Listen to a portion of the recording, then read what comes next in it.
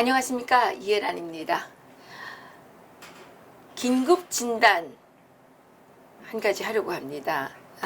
어제 남북 고위급 회담에서 문재인 정부 들어서 세 번째 남북 정상회담을 가지기로 이렇게 합의를 봤다고 하는데요. 이와 관련하여 심주일 목사님을 모시고 문재인 김정은의 남북 정상회담은 왜 무엇 때문에 이렇게 자주 열리는지 좀 들어보도록 하겠습니다. 목사님 안녕하십니까? 네, 안녕하세요. 예. 지금 분단 70년 역사죠.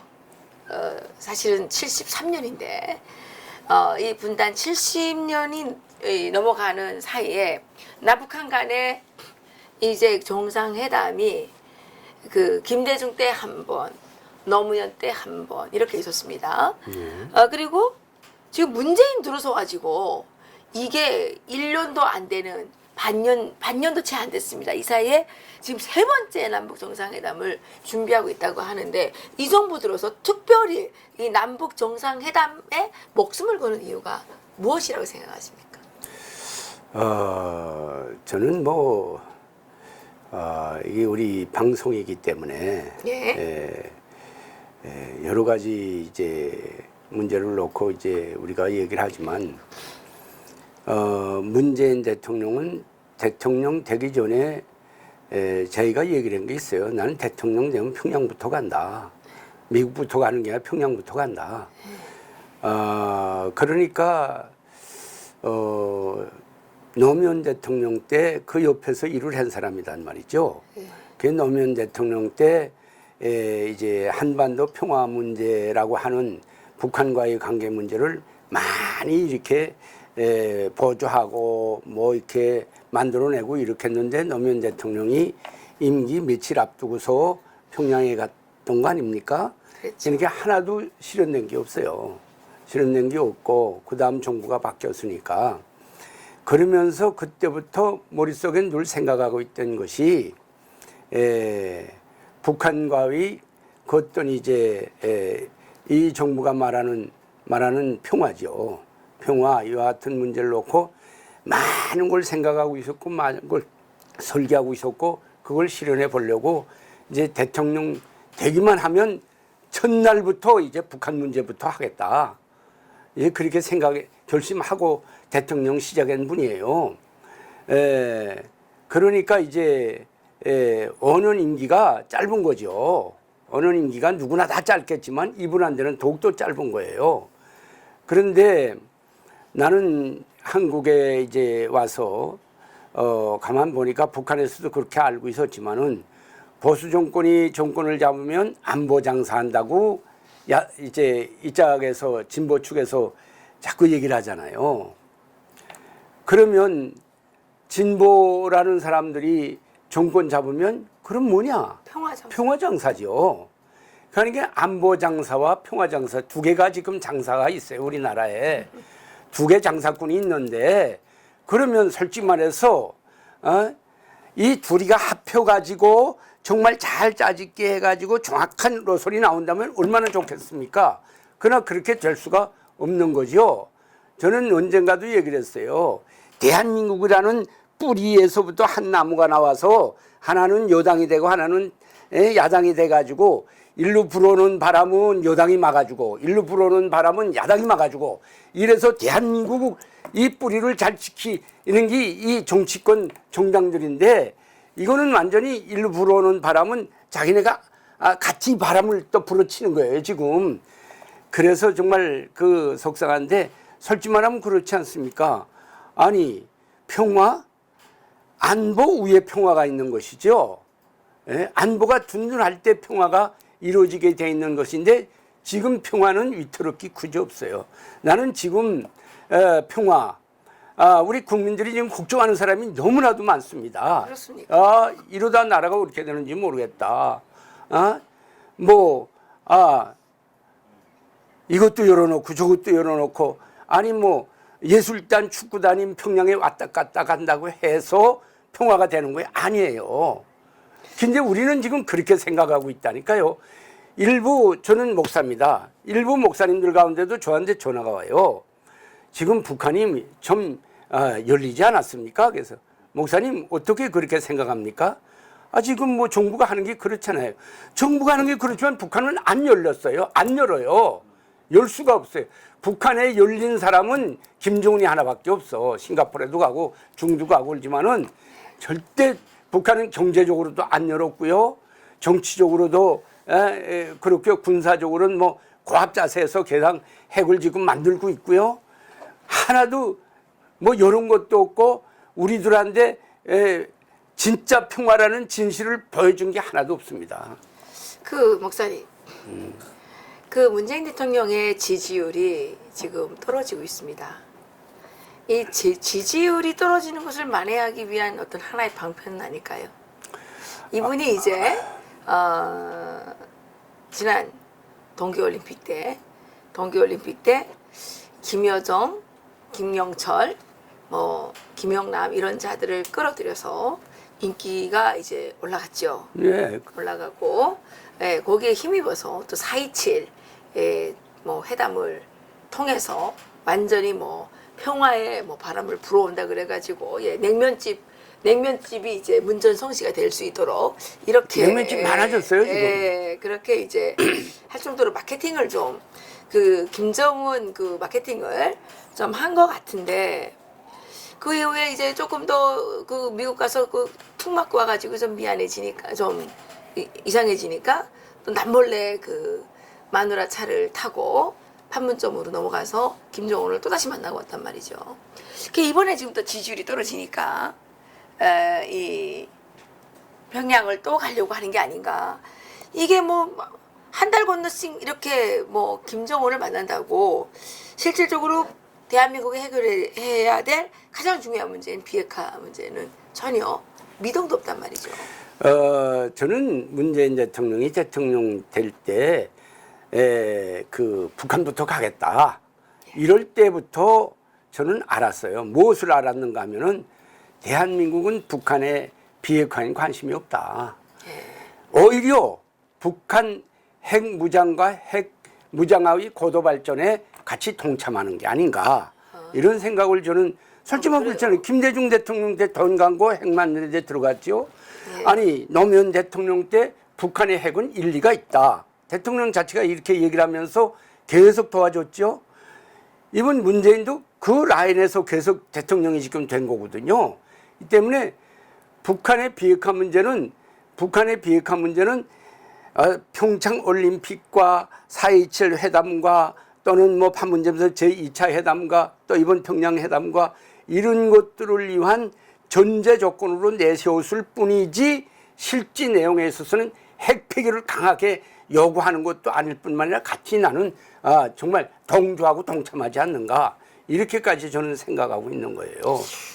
근데 그 원장님 생각해 보세요. 뭐인가 하면은 지금 문재인 대통령께서 이 지지율이 떨어지면 뭔가 또 하나 이제 이벤트를 만들어 놓고 또 떨어지면 만들어 놓고 뭐 몇 차에 걸쳐서 이렇게 왔는데 이것이 우리 국민들은 한 번, 두 번 이렇게 지나오면서부터 진실을 알게 돼 있어요. 그렇기 때문에 앞으로 그 어떤 문제가 일어나도 그렇기 때문에 우리 국민들한테 우리는 정확한 걸 자꾸 알려줄 필요가 있고 알려줘야 돼요. 나는 우리 대통령이 이제 9월 달에 평양에 이제 간다고 이제 돼 있으니까 가겠죠. 그러나 제발 이번에는 김대중 대통령과 노무현 대통령이 가서 대접받은 것처럼 대접을 좀 받지 않고 왔으면 좋겠어요. 무슨 대접? 대통령다운 대접을 좀 받고 왔으면 좋겠다 이거지. 그때는 대통령이 갔지만 대통령 대접을 안 했어요, 북한이. 외교 라인과 외교 의전에서부터 그렇게 안 했어요. 이번에도 그렇게 되면은 우리는 뭐 지금처럼 모든 게 끌려가는 이와 같은 형국이라면 뭐 그래도 가겠죠. 그러나 저 같은 경우에는 우리 정부는 옛날을 다 교훈 삼아서 그때처럼 우리 대통령을 맞아준다면 우리는 안 간다. 이렇게 우리는 딱 버텨야 되는 거예요. 그런데 지금 평양에서 들려오는 소식에 따르면 문재인 환영 준비를 아주 성대하게 하고 있다고 합니다. 그런데 어제 그 남북 정상회담에서 그 협의된 내용을 북한이 말하는 거하고 남한이 말하는 게 좀 다른데 북한은 날짜는 다 정해져 있다 이렇게 얘기를 했어요. 그런데 우리 전명균 그 통일부 장관은 날짜는 아직 확정짓지 못했다. 이게 도대체 누구 말이 맞는지를 알 수가 없으나 북한의 사정상 그 날짜도 북한이 지적한 날짜에 우리가 갈 겁니다. 그러니까 사정상 북한이 8월이나 9월 9일 이후에 또다시 대규모 인력을 동원해서 문재인을 환영할 만한 형편은 안 되거든요. 지금 북한은 9월 9일 건국절을 기념해서 대규모 열병식 그리고 또 아리랑 축전 이런 것들을 준비를 했단 말이죠. 네. 여기에 문재인 대통령을 지금 초대를 해서 여기에 지금 참여시키겠다는 건데. 그거죠. 네, 참여시키겠다는 건데 문재인 대통령은 대한민국의 건국절을 반대하는 사람입니다. 대한민국의 건국절을 반대하면서 북한의 건국절에 가서 참여를 하는 경우에 이런 사람을 우리가 대통령이라고 인정을 할 수가 있겠느냐 이런 문제가 나옵니다. 목사님 생각은 어떻습니까? 그러니까 우리 정부가 지금 조금 이제 좀 난감해할 수 있어요. 그러나 지금과 같은 지금 훌륭한 현실을 보면은 북한이 하자는 날짜에 할 것 같아요. 그러니까 문재인 대통령이 예. 9월 9일에 평양에 갈 것이다. 예. 이렇게 지금 생각하시는 거죠. 왜인가 하면은 예. 아니 뭐 문재인 대통령이 지금 대통령이 돼서 오늘까지 국민들을 보기나 했습니까? 자기 생각대로 다 지금 밀고 나갔어요. 예? 밀고 나갈 거예요. 밀고 나갑니다. 이 정부의 정치 방식이 지금 그거예요. 이 법치를 법치를 이제 무장으로 삼고 조금이라도 뭐 반대 세력은 아야 이렇게 해치우고 북한의 이 눈치 보는 것이죠. 북한의 눈치 봐야 되고 북한이 싫어하는 건 절대로 못하게 하고 이렇게 되는 것이죠. 그렇기 때문에 저는 지금 우리 대통령과 우리 청와대가 그건 상당히 고민할 거예요. 지금 9월 9일에 북한에 가겠느냐, 그러지 않으면 지나서 가겠느냐. 북한은 아마 그날을 끌어당길 겁니다. 북한의 형편상 8월 말에 별도의 행사를 하기도 어려울 것이고. 아니 8월 달은 안 한다고 네. 그러지 않았어요. 이제 넘어갔어요. 근데 8월 달은. 9월 9일 지나서 네. 또다시 문재인을 환영하기 위한 대규모 그거를 준비하는 게 어렵다고 봅니다. 왜냐? 요즘에 북한이 동원 능력이 떨어졌어요. 옛날보다. 배급을 못 주기 때문에 사람들 동원하기 상당히 어렵다고 그래요. 뭐 이젠 다 시장에 나가는 생각밖에 안 하니까 옛날과 같이 모이라 하면 쫙 모여서 자기 위치 차지하고 뭐 다 이렇게 하는 그런 조직 규율이 많이 떨어졌을 겁니다. 그리고 목사님, 이건 어떻게 생각하십니까? 지금 북한이 열병식을 아주 성대하게 준비를 하고 있다고 하는데 이번 9월 9일 열병식에 북한이 지금까지 보여주지 않았던 어떤 특별한 뭐 핵무기라든가 뭐 미사일이라든가 이런 것들을 문재인 대통령을 위해서 보여줄 가능성은 없을까요? 그래서 우리가 이렇게 대단한 무기를 갖고 있으니까 문재인 대통령이 북한의 비핵화가 아니라 북한의 핵 무력화, 그러니까 핵 보유국을 인정해주는 첫 번째 그 역할을 담당하라 이런 뜻은 아니었을까요? 북한은요, 예. 외교 그 정책에서 그 군사 무력에 의한 상대측을 딱 눌러놓는 그런 외교 전술이 있어요. 정책이 있군요. 그렇기 때문에 특히 이제 우리 대한민국을 향해서는 지금까지 역사적으로 그렇게 해왔어요. 72년도 보세요. 이우락이 이제 그걸 갔을 때도 김일성이가 그때 내 쪽으로 이제 그 표시한 걸 보면은 박정희 말이야 이놈의 새끼 소총도 하나 못 만들어. 그래서 내가 소총을 우리가 다 만들어 주겠다고 시합가실 좀 하려고 그래.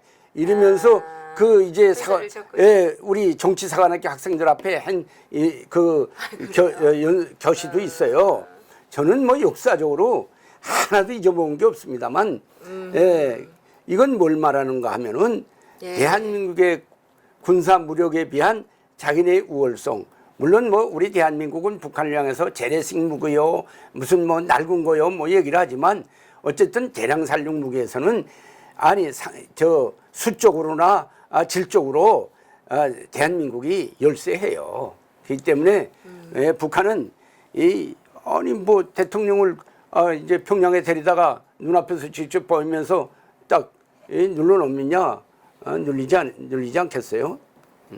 그래서 북한이 3세계 대통령들 부를 때는 반드시 미림 사격장에서 군사훈련을 딱 보여주고 그다음에 외교에 디가고 타지 않았어요. 그러니까 이제 김정은이가 문재인 대통령을 불러서 자기들이 얼마나 대단한 핵무기를 가지고 있는지를 보여줄 수가 있다는 거죠. 그럼요. 예. 그러면 이게 정치적으로 단합된 그 역량을 아리랑 축전을 통해서 보여주고요. 예. 그다음에 열병식과 직접 이제 그 군사 훈련까지 할 수 있습니다.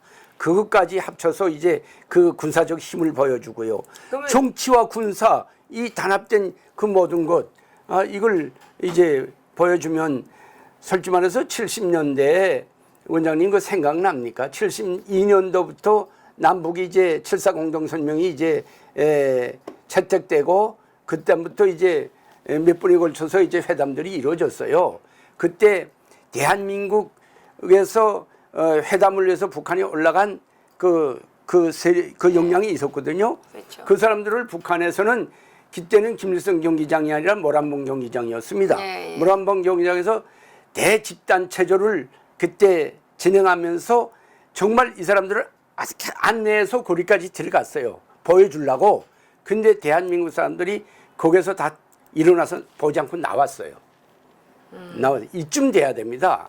이쯤 돼야 돼요. 근데 문재인 대통령이 이렇게 하겠어요? 예? 이쯤 돼야 되는데 노무현 대통령은 가서 집단 체조 보았죠. 네, 그랬죠. 예? 이번에 또 역시 제2, 제3의 그런 이제 행사가 있을 겁니다. 그리고 중요한 거는 지금 북한이 올 초부터 올해 9월 9일은 강성대국 완성의 날이다.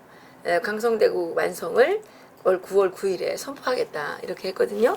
그러면 문재인 대통령이 혹시 대한민국의 대통령으로서 김정은한테 가서 무릎을 꿇고 항복을 해서 북한의 강성대국 완성을 인정해주는 꼴이 아니냐 이런 생각이 들 수 있는 거 아니겠습니까? 지금까지 흘러온 거에 다 그런 맥락에서 흘러오는 거 아닙니까 지금? 그럼 이걸 항복하러 가는 거예요? 뭐 그거나 다름이 없는 거죠. 그렇기 때문에 청와대가 지금 고민할 겁니다. 가면은 그렇게 항복을 어떻게 할 것인가 이거 고민하는 거예요? 예, 가면은 이렇게 될 것이고 안 가면은 이제 북한하고 이제 또 북한이 삐지는 그 오기장에 이제 어떻게 또 이제 맞춰야 될지 아마 그 속에서 지금 고민하는 거죠. 그러면 9월 9일에 가는 거는 맞을 것 같다. 지금까지는. 지금까지 흘러온 데 비하면 9월 9일 때 가는 것이 저는 북한의 이 강성대국 완성에 동참할 것 같다라는. 그하고 뭐 열병식 참관할 거고 그다음에 뭐 기타 이후에 여러 가지 행사들에 다 이제 그쵸. 참석하죠. 북한의 노래가 있잖아요. 승리의 열병장에서. 그러니까 지금 김정은이가 자기가 지금 이겼다 이거 아닙니까? 당연하지. 미국한테도 이겼다고 하는 판인데 지금. 그러니까 문재인을 불러다가 내가 이겼으니까 승리의 열병장에서 이거 와서 우리 이 축제하는데 무릎 꿇고 항복을 해라 이런 박사님 의미가 있다는 거죠. 박사님, 제가 4월 27일 전에 분명히 말했죠. 미국도 한국도 김정은하고 회담하면 그게 이제 끌려간다고. 우리 지금 문재인 대통령이 할 줄 아는 것은 남북 정상회담밖에 없습니다. 나라의 경제는 곤두박질 쳐서 국민들의 아우성 소리가 지금 하늘 땅을 진동시킬 그 정도인데요. 오늘 아침에 종로 3가 길거리에서 한 사람이 또 시체로 발견됐습니다. 사망 원인이 뭔지는 알 수 없으나 어쨌든 이 뜨거운 여름철에 생활고를 견디지 못해서 죽음을 자초하지 않았나 이런 생각이 들던데 우리 문재인 대통령이 지금 우리 국민들에게 가져다 준 그 선물은 실업률 최고, 그리고 물가 인상 최고, 그리고 사람들의 점점점 가난해지는 사람들이 대폭 늘어나게 해주고 소상공인들에게는 이 최저임금이라고 하는 이 고약한 바가지를 뒤집어 씌워서 다 지금 폐업하고 문 닫게 하는 거. 지금 여의도에 있는 유한 증권 빌딩 이 공실률이 그 빌딩의 공실률이 무려 70%에 해당한다고 합니다. 지금 대형 건물들이 지금 사무실이 다 폐업을 하고 대기업이 다 빠져나가고 이렇게 하기 때문에 지금 텅텅 비어서 도시가 비어가고 있습니다.